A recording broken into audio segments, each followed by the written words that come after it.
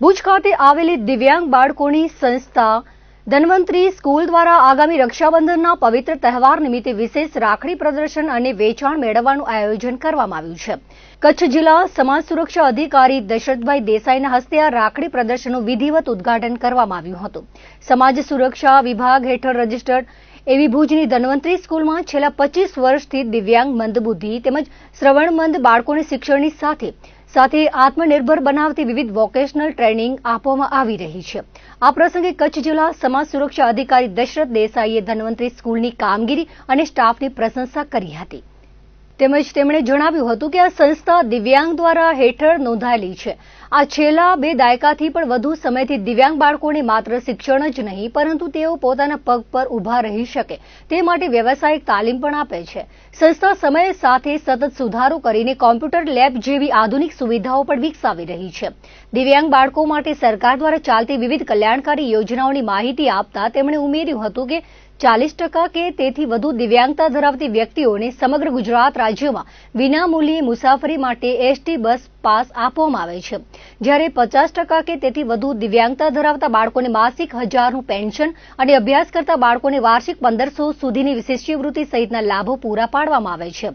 ધન્વંતરી school સાથે છેલ્લા 25 વર્ષથી જોડાયેલા મેનાબેન સુનિલ ઠક્કરે જણાવ્યું હતું કે બજારમાં અનેક પ્રકારની રાખડીઓ મળતી હોય છે, પરંતુ આ શાળાના દિવ્યાંગ બાળકો દ્વારા તૈયાર કરવામાં આવતી રાખડીઓની વિશેષતા એ છે કે તેને જોઈને કોઈ કહી ન શકે કે આ બાળકોએ બનાવી છે. સંસ્થાના 11 જેટલા શ્રવણમંદ અને મંદબુદ્ધિ ધરાવતા બાળકો દ્વારા સતત 2 મહિનાથી મહેનત બાદ આ સુંદર આકર્ષક રાખડીઓ તૈયાર કરવામાં આવે છે.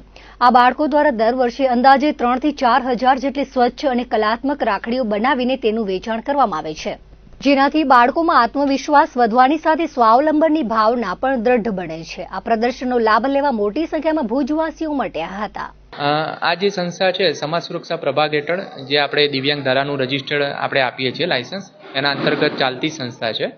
આ સંસ્થામાં જે મંદબુદ્ધિના બાળકો છે, જે હિયરિંગ બાળકો છે, એ ટોટલ જે બાળકો છે એ તમામને અહીંયા શિક્ષણ આપવામાં આવે છે. શિક્ષણ આપ્યા પછી એમને જે વોકેશનલ ટ્રેનિંગ આપવામાં આવે છે કે એમના જીવનમાં એ પગભર બને એના માટે સંસ્થાના જે પ્રવૃત્તિ છે એ છેલ્લા 20-25 વર્ષથી ચાલી રહી છે અને દરેક વર્ષે એ લોકો ઇમ્પ્રુવમેન્ટ કરતા જાય છે. જેમ કે કોમ્પ્યુટર લેબ એમને ડેવલપ કર્યું છે, એમ દરેક વસ્તુ એ ડેવલપ કરતા જાય છે. અને જે કચ્છમાં આપણા જિલ્લામાં જે સંસ્થાઓ છે એ સંસ્થાઓમાં હજુ પણ બાળકો છે કે જેના આપણે લાભ આપી શકાય. તો આ બધી સંસ્થાઓના લીધે આપણે જે દિવ્યાંગ બાળકો છે એ દિવ્યાંગ બાળકોને જે શિક્ષણ મળવું જોઈએ, જે વોકેશનલ ટ્રેનિંગ મળવી જોઈએ એ આ સંસ્થાઓ થકી પરિપૂર્ણ થાય છે. એટલે અહીંયા તમામ સ્ટાફને અભિનંદન છે. સરકારશ્રીની યોજનાઓમાં દિવ્યાંગ વ્યક્તિ હોય, કોઈ પણ દિવ્યાંગ વ્યક્તિ હોય તો 40% કે તેથી વધુ દિવ્યાંગતા હોય તો આપણે સૌ પ્રથમ એને એસટી બસ પાસ આપીએ છીએ, જે કે ગુજરાત રાજ્યમાં વિનામૂલ્યે બસની મુસાફરી કરી શકે. એના સિવાય આપણે પેન્શન યોજના આપીએ છીએ કે દર મહિને એને 1000 રૂપિયા મળવા પાત્ર થાય, 50% કે તેથી વધુ આઈડી બાળક હોય તેને. અને સ્કોલરશીપ પણ આપીએ છીએ કે ધોરણ વાઇઝ એને 1500 રૂપિયા આપણે વાર્ષિક સ્કોલરશીપ આપીએ છીએ. એવી ઘણી બધી યોજનાઓ છે જે આપણે દિવ્યાંગ બાળકોને લાભ આપીએ છીએ. આજે કાર્યક્રમ એવો હતો કે આજે આ સંસ્થા તરફથી જે બાળકો છે, બાળકોએ જે રાખડી અને જે અલગ અલગ વસ્તુઓ બનાવી છે એનું આજે ઉદ્ઘાટન હતું. એ જિલ્લા સમાજ સુરક્ષાના હસ્તે આજે ઓપનિંગ કર્યું છે અને ઘણા સમયથી અહીંયા આ એક્ટિવિટી થાય છે.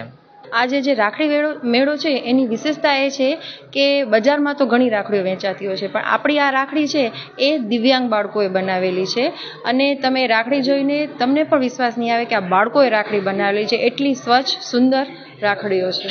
11 બાળકો દ્વારા રાખડી બનાવવામાં આવે છે. એમાં હિયરિંગ ઇમ્પેર્ડ બાળકો છે અને ઇન્ટેલેક્ચ્યુઅલ ડિસેબલ બાળકો એટલે કે મંદબુદ્ધિના બાળકો છે. અને આ રાખડી બનાવવાનો સમય 2 મહિના જેટલું રાખતું હોય છે અને દર વર્ષે અમે 3 થી 4 હજાર જેટલી રાખડીઓ બનાવીને વેચીએ છીએ.